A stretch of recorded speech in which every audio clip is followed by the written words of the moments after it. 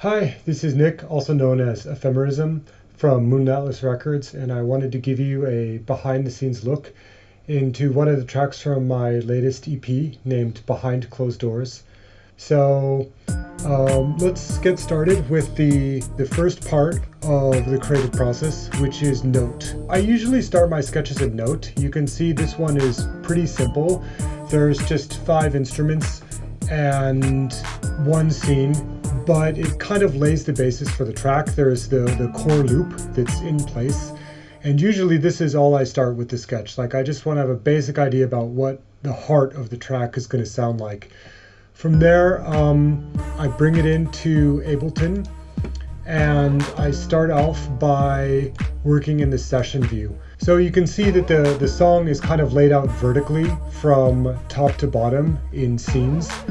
And it's a little bit like working in a tracker. And when I'm comfortable with that and I feel that I have kind of the good outline of the track, I basically record everything into arrangement view. So from this point, now I have the entire song kind of laid out in a left to right manner that's a little easier to work with. So I add automation. I really like to see all the lanes. I expand everything possible, which makes it a lot of scrolling, but it is easier for me to find what I'm looking for.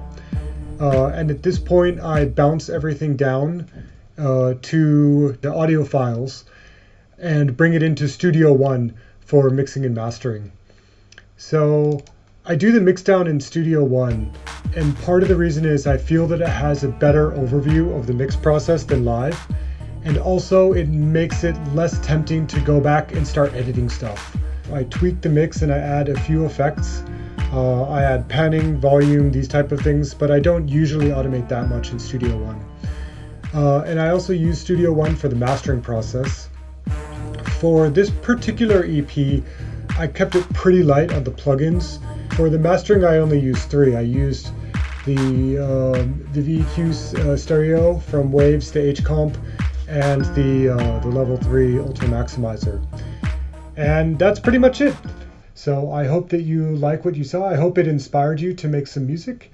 So enjoy, and be sure to check out the album. It's on Bandcamp as well as all streaming platforms. So thanks.